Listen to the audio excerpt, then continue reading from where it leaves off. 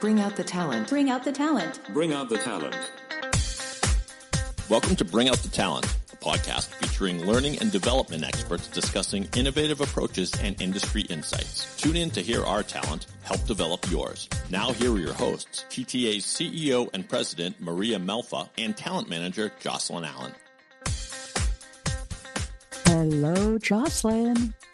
Oh, it's one of those episodes again. Yes. The ASMR and the slow motion. That is correct. I was doing some slow motion movement today on this Wednesday afternoon. Yes.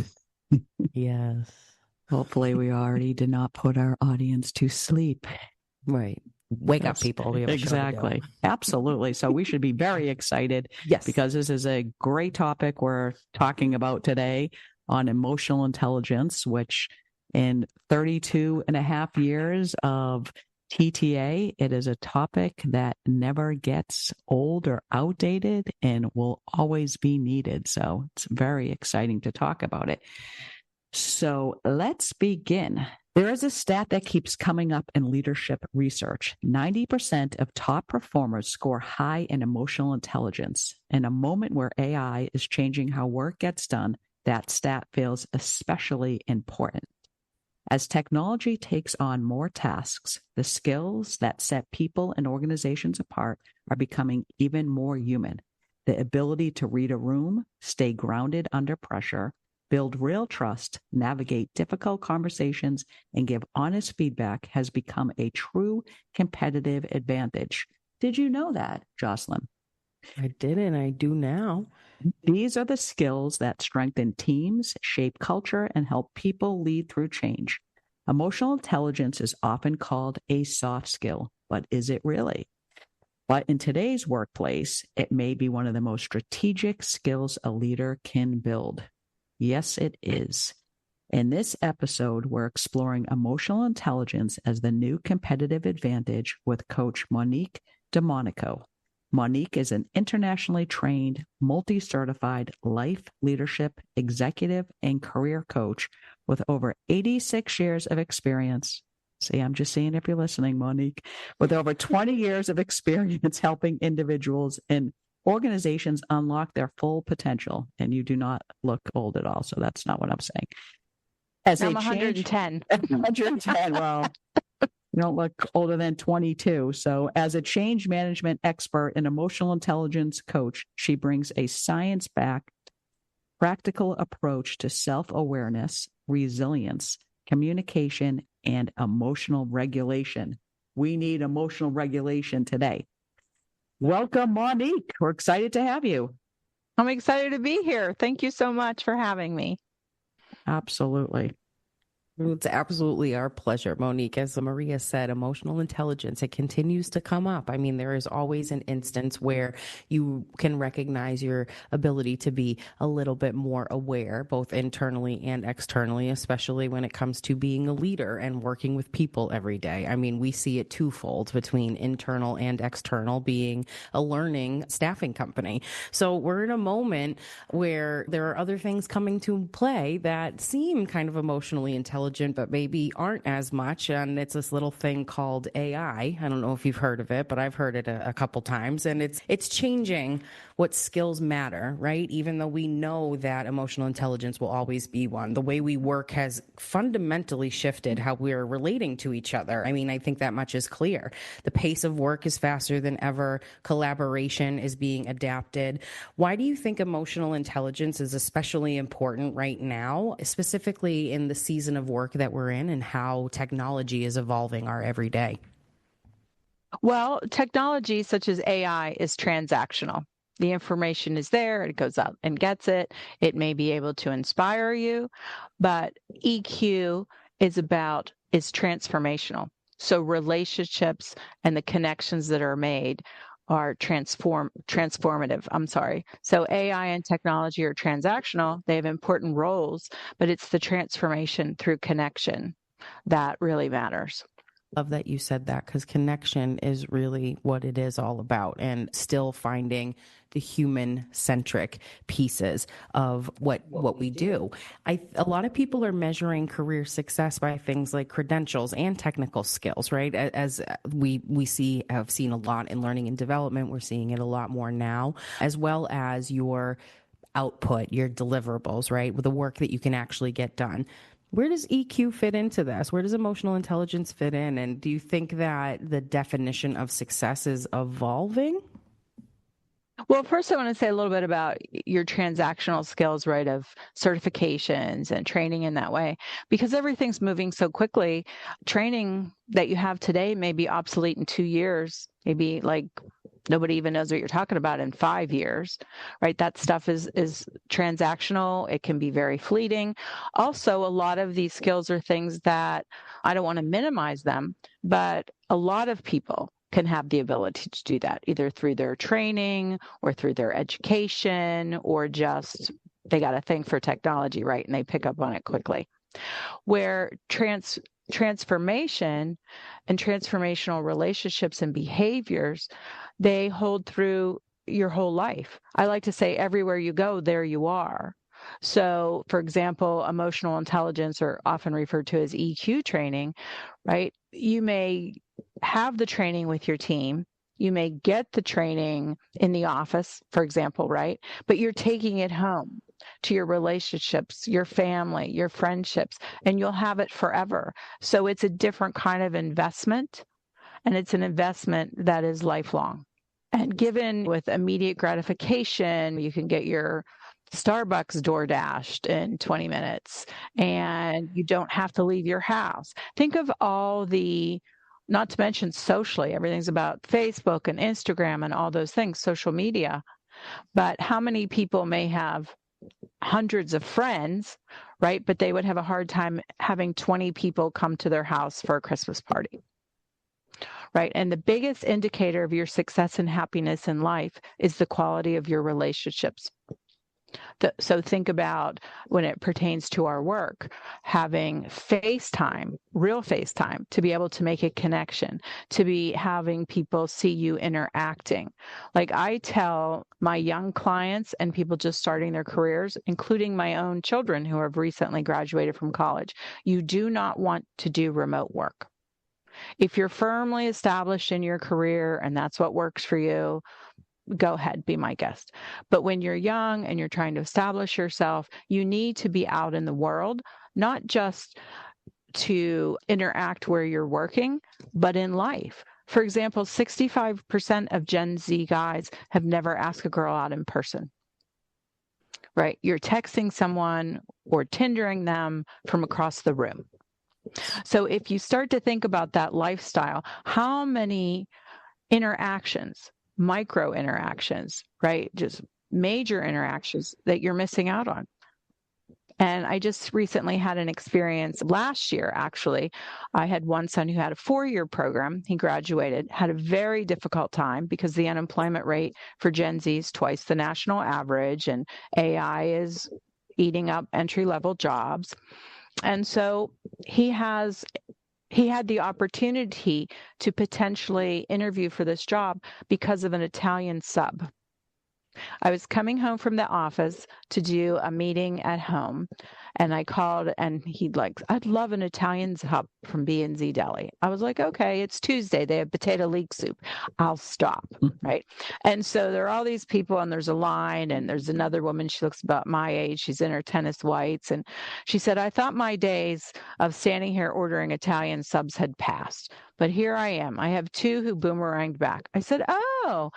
And we got to talking. I have 4 boys. She has 5 boys or whatever. And she said, well, I have one who graduated and he's in New York City. And I said, oh, what does he do? It turns out he was in marketing. Zane graduated with marketing. He made an introduction. Zane now has better than his dream job. Now, he got the job on his own, right? I don't even know these people, but the opportunity. And when I came home and I said, Zane, I met this woman at B&Z Deli. There was a little bit of him like rolling his eyes, but we talk about the mother pipeline, And he's like, okay. And he sent a LinkedIn message, and this guy messaged him back. And it turns out that son's business, right, wasn't hiring, but he introduced him to his best friend. So think about all the interactions you're meeting when you're not having, when you're door dashing, when you're Amazoning, when you're doing these things. And I do some of it myself, so I'm not anti it, but being aware of how it's shaping your life and how much isolation you may be experiencing. A great example. I love that. It's a very cool example. And I mean, I'm nodding my head because when you put it into perspective, you recognize that really is what our environment is looking like, right? It's everywhere. Right. Absolutely. You used to have dozens, if not more, interactions throughout a day. Yes. And now, how many interactions are you having with someone in person? Some people have normal none to do that, right? Yeah, like that's the new normal, which is I know. mind-blowing to me. Yes. I've always said it before. I'm like, I don't know what it is about me, but I'm always the person that somebody comes up to and starts talking to in the grocery line. I'm not even in front of you. I'm 2 people in front of you, but you made a route. You saw me and you said, yep, she's the one, right? And so it's you get what you put out, but there are the other side of it is that there are clearly still people craving that and who will value that over anything else. Because it kind of segues into my next question that relates back to your son and the job opportunity is that how in this world where we still need to make an effort to do that because we recognize how much of a difference maker it is. If you're scanning like job boards, I mean, even here, like it's digital first. We start there and you kind of like see your landscape and then you start targeting. So like, even if you get to that point, it starts in a certain manner that wasn't always the norm before. So what's the distinct, how do we start bridging the gap there? What are the signs that say, paper's telling me one thing, we got to check this out in person? Like, how do you get there? How do we break ground and kind of, I don't want to say go backwards a little bit, but go back to our roots and ensure that perception isn't necessarily reality, that we get to reality? Interesting question. Well, I think like I tell young people or people who are clients I have who are just somewhat isolated, get out there, right? Join professional organizations. Put yourself out. One of the biggest skills with emotional intelligence is getting comfortable with discomfort. So what are the things that are making you uncomfortable? And those are the things that you need to pursue, whether it's having a conversation with someone randomly at the grocery store, whether it's going where you don't really know many people, whether it's just talking to someone on the plane next to you, when you're on the plane, in the seat next to you. And as you get more comfortable doing that, it's more old school, that it gets, the more you do it, the more you do it. So for example, I toured a streetcar museum recently, and everybody took the streetcar in those days, right? Socioeconomic, everybody took the streetcar. It was something like 45% of personal relationships, dating that led to marriage, people met on the streetcar, because that's where you were twice a day, at least, on your way commuting. Nobody was on their phone, right? You were talking, making eye contact. And now we see that eye contact can be very difficult for people, particularly Gen Z. A firm handshake, eye contact, being able to communicate effectively, having good business etiquette. There's a percentage of young people who take their parents to the interview. I've had people report to me that somebody's got their phone below the desk or the conference table, and they're texting or trying to get their parents or someone to coach them through answers, right? That parents will email not just your university professor, but your boss and the person who's interviewing you. Well, what are you doing? You're infantizing, you're enabling, but what you're doing at root cause is you're sending a message that you can't do it, and then I have to do it for you. You can say you're the best thing since sliced bread. I can tell somebody that.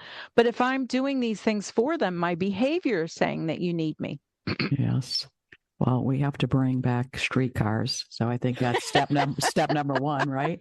I think drop the dating app, get a streetcar, stationary one in our parking lot. I just became so overwhelmed by the charm of it. I'm like, I know, it is cute. so neat. Like it's like this random new invention. Yes, you could see how that.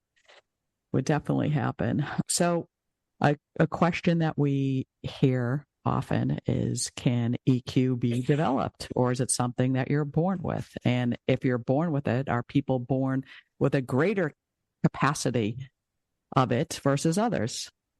I love this question. IQ stays relatively stable throughout life. If you are properly measured when you're young, that IQ is going to stay relatively stable.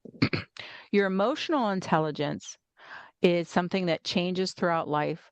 Part of emotional intelligence people don't understand is brain science, right? How our brains work. Everyone has a brain. Very few people know how it works unless they're trying to sell you something or get your vote. Those people have the latest, greatest data on how to use your brain for you or even against you, right? So emotional intelligence with brain-based, science-based tools is the one thing that you can develop. Now, none of us are born as clean slates, right? So certainly some people, even as babies, are more personable. Some babies are a little bit grumpier, whatever. But anyone can increase their emotional intelligence with the right tools, techniques, and strategies. And I firmly believe that it's a wonderful thing to work on your EQ all your life. I've been in this business for over 22 years. I still consistently look for ways to create stronger awareness and to work on my own emotional intelligence. And presenting it, one of the big things for me to learn, you don't know what you don't know, is I'm a personal development junkie. I love it. Like at the beach, I'm reading like science manuals on emotional intelligence. My kids are always like, can't you read a novel like all the other mothers? And so when you engage in emotional intelligence, right, it just makes you more and more aware, and it changes your relationships. Because let's say you and I are in a relationship and we have a certain pattern. It's hard. I might tell you, I want you to be different. And you might tell me, you want me to be different, right? And we may coach or coerce or beg or whatever to get change. The only way to change a relationship is showing up differently in the relationship. And that automatically shifts the relationship, right? So when you look at these kinds of things, emotional intelligence is key to success. Your EQ is a bigger indicator of your success and happiness than IQ, because relationships, the ability to communicate effectively. I like to say you can have the cure for cancer, but unless you can do it alone, it's not going to matter, because you need to create buy-in, right? Are you resilient? People with a low marker for resiliency, when they fail, and we all do, they tend to generalize that into I'm a failure, which does two things. It makes you risk aversive and it undermines your sense of self. Versus when you have a high marker for resilience, you see it for what it is, an isolated incident where you happen to fail. You can learn from that failure and move forward with your sense of self maintained, and you do not become risk aversive. So with the right tools, anyone can increase their emotional intelligence. Emotional regulation. These are things, whether you're someone who has anger issues or withdrawal issues, right? Or any other problem that they may be facing. I always say there are no problem behaviors. There are certainly behaviors that are a problem, but they're a coping mechanism or a consequence for what we don't know that we don't know. And as you build awareness with your EQ, you understand that and make those connections. What are the most common EQ blind spots do you see in professionals? Not understanding how they're being perceived. You may ask them, like, what are your strengths or what are your weaknesses? And if you do a 360, that's not what other people think. You may believe that you're a good communicator or a strong communicator, but that's not the feedback that we're getting. Do you believe 360 assessments are the best way? I think they can be. Okay. They're not always appropriate, and they're a significant investment. So where's the possibility? But most importantly, a 360 investment or assessment is a waste if someone doesn't have the awareness and the ability to take constructive feedback. And how do you go about determining that, whether somebody has the ability to be self-aware? Just the conversation. about what do you see are the issues? Do you see room for growth? What are your goals? And being able to have that conversation where if they feel like, well, I'm good. And I see this a lot in my coaching practice. I'll have someone come to me, a manager, right, or C-level person, and say, well, this person has a lot of potential, but they're having issues and so would like to address them. So when I do those initial interviews, I have conversations with the potential client or the person I'm working with, because if they're not open to it and they're just doing it to check it off the list, to get my boss off my back, right, or my spouse off my back, then this person doesn't have the emotional intelligence and the awareness and the motivation to use the opportunity for training. So why do an assessment? Why invest in them? And it's a good point, because that's, I think, honestly, sometimes like what customers come concerned about is like the what if. I mean, when it comes to financial implications, it's always something that is considered. So to know that there might be a way to kind of understand that before proceeding to that, and at least understanding, are we at a place that the EQ is high enough to kind of proceed, is a really good insight into what should be evaluated before kind of making the leap. Because you do just hear people coming off the cuff and just being like, we want a 360. And okay, why? What are you looking into? Heard right. about it? Why? Why do you need it? Why do you feel that it would be helpful? What happened? What's the reason? Right, exactly. So giving and receiving feedback, I think, as you mentioned, is one of the places where it seems like emotional intelligence can break down, right? Or it's the most visible place that it will break down on teams is, can we give this feedback? How is it going to be received? And then where do we execute from there? What does emotionally intelligent feedback look like then? Can you give us maybe an example of, I mean, I don't know, like you'd be better at whipping up a scenario real quick, but let's think of a scenario that maybe is somewhat common. And what does the feedback look like to that person who either needs the emotional intelligence help, or is that emotionally intelligent person providing the feedback? Well, for emotional feedback, to give people emotionally intelligent feedback, constructive criticism, I always recommend that you minimize using you statements. Use I statements or this organization.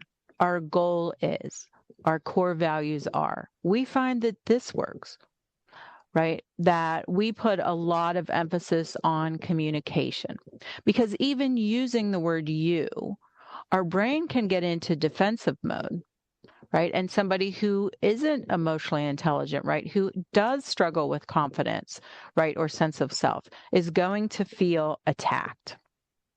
Where if you say, talk about what I am experiencing, what the team is experiencing, or how the values here or the focus is here, people can often hear that in a better way. So I really am against you statements. And giving someone constructive feedback, right, and talking to them about it. Give them a pathway that is clearly defined of how we're going to be able to do this, how we're going to be able to support you. And this is a powerful message I think so many people miss out on, that we are willing to invest in you, right?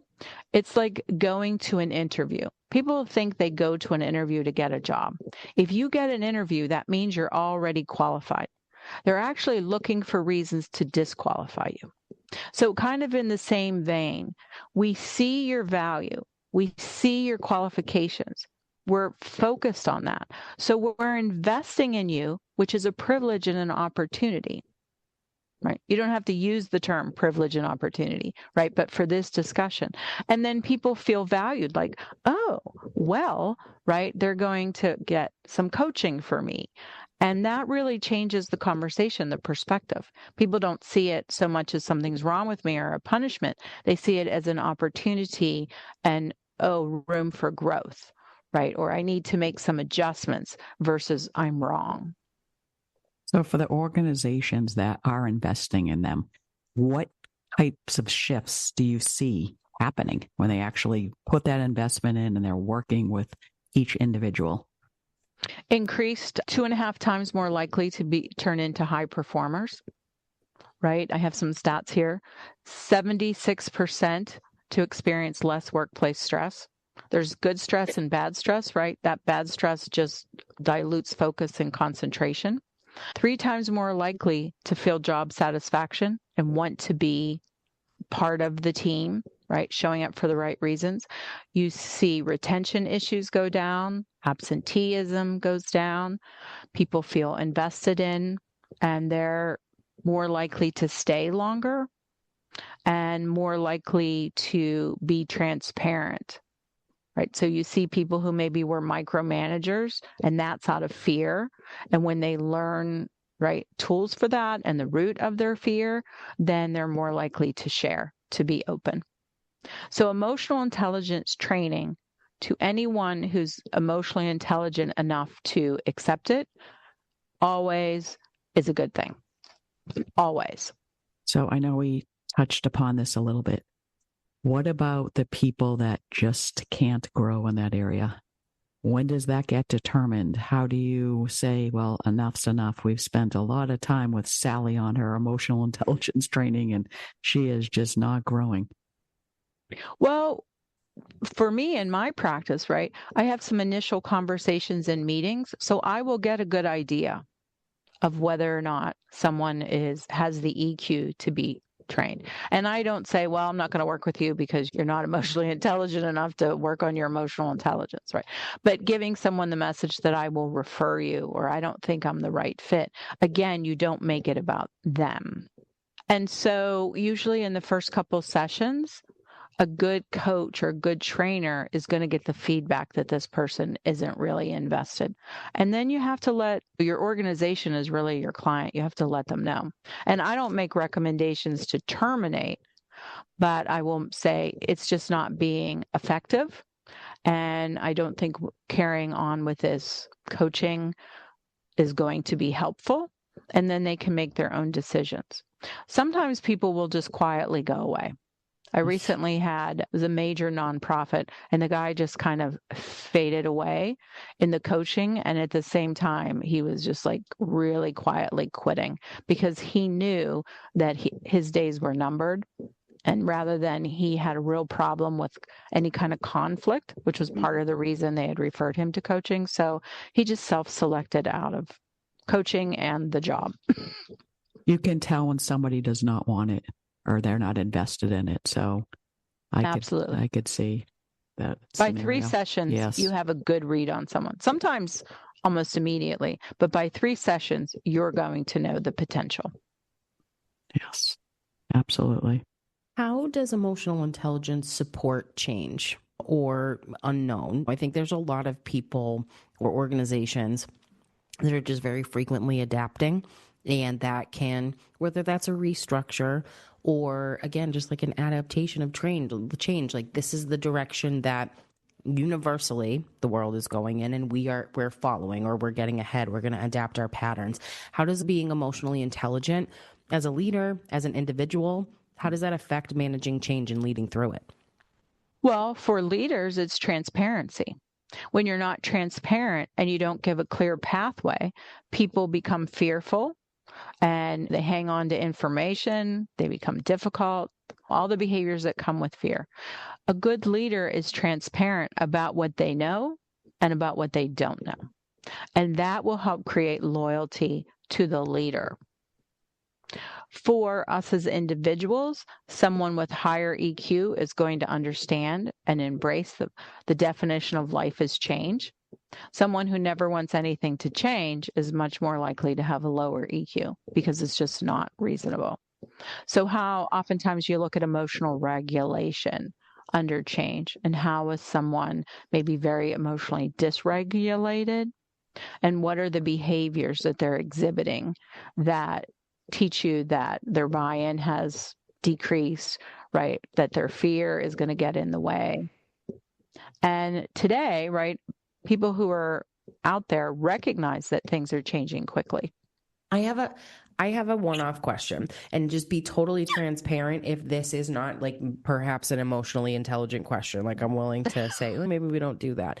But there are reasons, right, between either being taught and learned and adapting what being emotionally intelligent is. And you mention a word, dysregulation, frequently. And there are sometimes biological, chemistry-based things that could affect that type of behavior when we use the word behavior. Mm-hmm. How does that come into play in a professional setting? Is that, I think you understand, like, how do you navigate what can be taught and what is innate? Less so of the person that this really just isn't working and we're trying everything we can, but rather this person may need something different that's still on that emotional level that's more innate and biological. And again, I don't know if that's an appropriate question, but genuinely, I think that there's all different types of people in the world. We have our neurospicy group now, which I am a part of. So like there are those kinds of things that I'm wondering if we consider them as a whole and how that would change anything. Well, that's another great question. Well, when I think about it, like, for example, I don't believe in mental illness, right? Where is the mental illness, right? I believe in brain health. So brain health plays a significant role in all of our lives. There are billions of neurons firing and wiring. And what Hebb's law tells us is that what fires together wires together. So there are all kinds of things such as head injuries, trauma, physical and emotional trauma, right? Someone who's struggled with addiction, for example. And if you know what to look for, if you see someone who's had addiction issues over a period of time, you can often tell at what age, right? So many people have Uncle Fred who's 50 years old who's still acting like he's in middle school, right? Like, why are you saying that, Uncle Fred? That's so wildly inappropriate. Right? Something maybe his nephew might say. Well, because you can look at that and think there's a high likelihood that that's when he started using drugs or drinking, because it does stunt your development neurologically, and it's going to show up in behaviors. So there's a lot of different factors. It's just not, oftentimes we make the assumption that everybody's coming in on a level playing field and that we can train somebody into or out of something. And that's not always true. Plus, we have varying degrees of IQ. But you can have someone with average IQ who's very successful, right? Because they understand connection and relationship. And you can have people, and I know a lot of them personally and professionally over my years, who have really high IQ, but they have low EQ and they struggle in life. So it's not generalized. You have to look at the individual and the circumstance, and you have to know. I mean, a head injury can totally change someone's personality.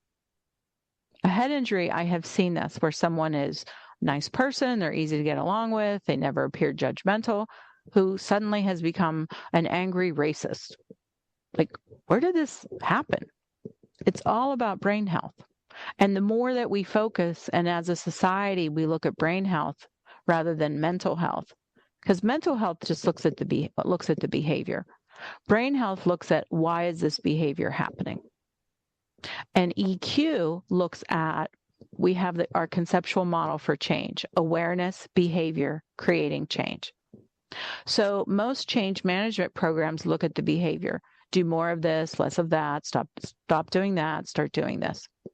There aren't any problem behaviors. They're coping mechanisms or consequences under awareness. And we define awareness as your thoughts, your beliefs, your expectations, and your interpretations of past experiences.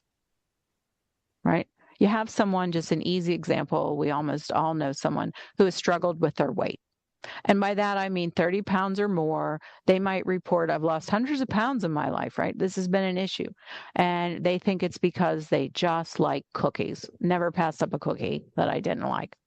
But oftentimes what we have to help them understand is, why is this happening? What is the role, the consequence, or the coping mechanisms of cookies? None of us gets wired for cauliflower.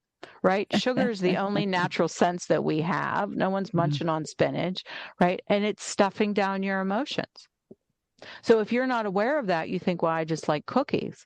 But if you understand that the messages of the beliefs are emotions are bad, or they're inconvenient, Or when you were a child, you were always like, your feelings were always negated. So then you feel like your emotions aren't worthy. And you're just using this. Mom would give me a cookie and say, please stop fussing, right? You were celebrating. So you had food. Well, you had a bad day. And so you had food. And so then what is your relationship with food? Or what is your relationship with money, right? Understanding the thoughts, the beliefs, the expectations, and the interpretations of past experience is your nexus of power. Then behaviors become more obvious. That doesn't mean you'll never choose that behavior again. You might say, I'm going to have a cookie or whatever you're going to have, but you're making a conscious choice. But you are aware enough to be empowered to make the choice rather than it just being a subconscious thing. I love all that.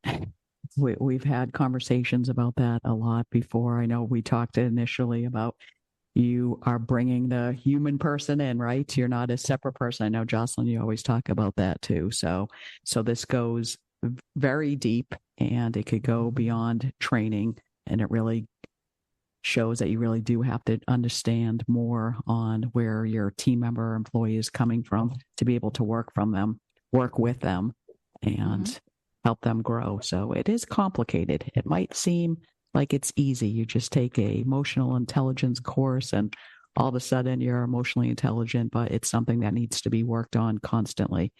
So very, very important stuff. Well, one of our specialties, and it took years to really get the right formula, is if you take brain science base and the science of happiness, right, and emotional intelligence, and you can provide tools, techniques, and strategies where it's really like, here's the issue, here's why it's an issue for you, and here's a tool, then it's not as hard, right, as sometimes we may think to get working knowledge. Most people don't want to become experts, but like in our EQWise business, we talk about business etiquette. We talk about emotional intelligence. We talk about critical thinking. Each of those has a course, right? And in 90 minutes, you can get a working knowledge of awareness that can help you show up differently and get your certifications for example, with a resume, right? Like we like to say, we are to soft skills what Microsoft and Google are to hard skills. A lot of people have Microsoft and Google certifications listed on their resume. Yes. But if you have an emotional intelligence certification, when that's what hiring managers are looking for, you're going to stand out. But even understanding that takes a certain amount of emotional intelligence and saying, yeah, I need to work on my business etiquette. So I'm going to commit 90 minutes and get certified in that. Very true. And as we're talking about, awareness is like the whole key of it. So it all starts with that. So having courses that address this really is extremely important, and definitely a place for it to start. So let's say that we have people who are really understanding of this direction overall. I want to work on my emotional intelligence. Where do I start? How do I know if I am of that nature? Which, I mean, starting with awareness of that is a pretty good place to start. Absolutely. What's the first thing somebody can do, or something that somebody should consider, jot down, research, or like a Google search of getting started? Like, what's one thing you would tell somebody whose curiosity is piqued to start here? Okay. So you could do a simple Google search of what are the traits of high emotional intelligence, what are the traits of low emotional intelligence, right? And then taking a critical look of like, oh, yeah, I've noticed that everywhere I go in my life, communication seems to be an issue, right? Emotional regulation, right? And you're willing to accept that. My family is kind of saying this, I'm getting this at work. Maybe I've lost a relationship, or I notice I don't get promotions, or I struggle with my interpersonal relationships. So if you can just kind of like look at what emotional intelligence is, and then look at where, if you're honest with yourself, where that is, where you fall with that, and being able to say, I'm willing to be uncomfortable. We had a client yesterday, a young guy, give him a ton of credit, 22 years old, really working on himself. And at one point, you're pushing someone to like, where can you take them without overwhelming them? And I thought I might be at that line. So I said, if you want to back off from that, or we can circle back or give it a rest. And he looked at me and he goes, no, I'm very uncomfortable, but I'm very committed. So I'm going to do this. And then it's interesting. I pointed out to him, usually when I work with clients, it's like 90 minutes or 2 hours. Oftentimes people use the restroom right before they come into a session. But a good indicator that someone is really going the distances, over 50% of the time they'll be, is it okay if I go use the restroom? Right? They need that little break, but they still want to circle back. They need a minute.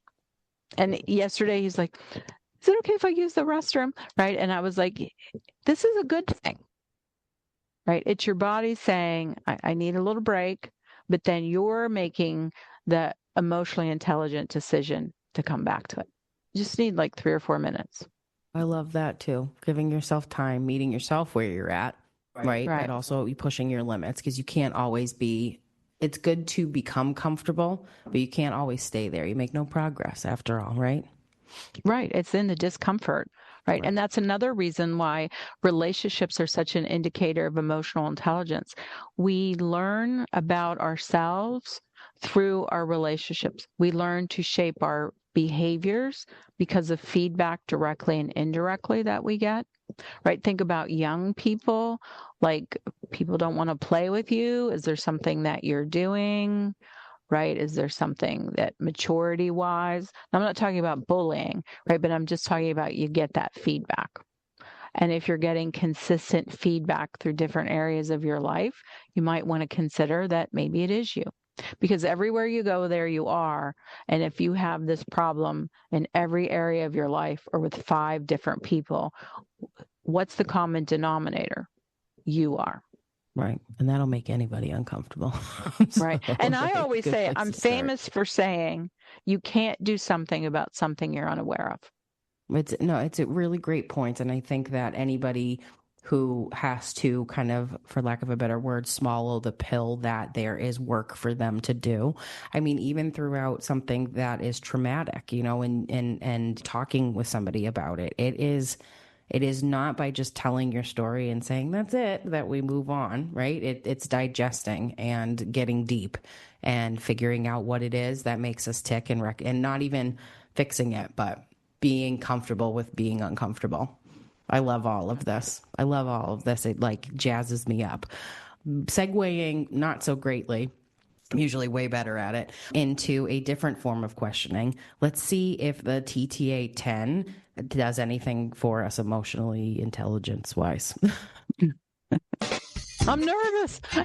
It's the TTA 10 final questions for our guest. All right, Monique, nothing to be nervous about. You are going to kill this. And the questions are really fun and just kind of playful. So as we talked about, there are going to be 10 questions that I ask. First answer that comes to the mind, you just shout it out. Now is not the time to worry about emotional intelligence. Just give it to us straight. David is going to have a timer on the clock. We will celebrate you at the end with the achievements that you have made. But again, it's a way to wrap up the episode to put a little bit more fun into the mix here. And sorry, I lost my train of thought. But before we go into the 10, the first question I have is, are you ready? I am as ready as I'll ever be. That's my girl. All right, David. 90 seconds on the TTA 10 clock, beginning now. Okay, Monique, pick one. Sweet snack or savory snack? Savory. Would you rather lose your sense of smell or your sense of taste? Smell. What's a food you absolutely refuse to eat? 2, liver because it's gross, and shellfish because I have a fatal allergy. Oh, that'll be a good reason. What's your dream vacation in one word? Safari. Pineapple on pizza, does it belong? Absolutely not. What's a better superpower, flight or invisibility? Oh, invisibility. I have children. If you were a kitchen appliance, which one would you be? Kitchen appliance. What would I be? Well, this one is really hard. A Cuisinart. Would you rather fight one horse-sized duck or 100 duck-sized horses? One horse-sized duck. Okay. What sound effect do you think describes your personality the best? Laughter. Canned laughter. If today had a theme song, what would it be? Just today. You Are Woman by Tony Tennille. Yes. Did you hear that, David? That is the last question. So stop the clock and tell us the outcome, please. Yes, indeed. The clock reveals that the time of 85 seconds, Monique is under the threshold, and a big winner today. TTA winner. The TTA 10. And Woo-hoo. as a reward, we're going to give you as much canned laughter as you want. But seriously, My folks, biggest question, can I put this on my my resume? Absolutely. Yes, you can. Absolutely. My We'll send you the CV, credential. I'm going to put this on. Yes. put it on your Yes. CV. As it happens with the summer upon us, it is the season of summer blockbuster movies, and you might not have heard of this movie, but you're about to, and it's going to be a winner, in my opinion. Let's check it out. In a world where fear spreads faster than hope, one woman has discovered the greatest superpower of all. Meet Supermon. By day, she's Coach Monique DeMonaco, helping leaders unlock potential, rebuilding broken confidence, and turning self-doubt into unstoppable strength. But when anxiety attacks, when toxic thoughts take over, when fear becomes the villain, she answers the call. Armed with her legendary coach's whistle, razor-sharp emotional intelligence, and the incredible power to unlock bold change trademark Monique DeMonaco 2026, Supermon doesn't punch bad guys. She defeats limiting beliefs. She crushes self-sabotage. She transforms ordinary people into heroes of their own lives. Her mission: save families, empower leaders, restore confidence, one breakthrough at a time. Because the greatest battle isn't fought in the streets, it's fought in your mind. This summer, the capes are optional, the courage is real, and the only thing standing between you and the life you've always wanted is one whistle away. Supermon starring Monique DeMonaco. This time, the superhero isn't here to save the world. She's here to help you save yourself. There Wow. Oh my Such God, a I new love it. Theme movie. Right? Yes, Oh your my kids, God, your I sons love will it. absolutely love that. You look fabulous in a Superman outfit. Yes, you do. I love how my waist was whittled. Now, my name was mispronounced, but my Yeah, that's waist is true. whittled. DeMonaco. Well, D.E. yeah, Monaco. I knew that, but the famous narrator Don Fontaine got it wrong, and he's been dead for 10 years, so I couldn't tell him to fix it. Couldn't let him know. AI is not perfect, I'm afraid. No, I That was love it. awesome. It is Capes so funny. optional. Yep. Thank you so much. It was a great conversation. Thank you so much. For more information on how systems and metrics can drive your engagement and performance, visit us at thetrainingassociates.com. We'll see you later.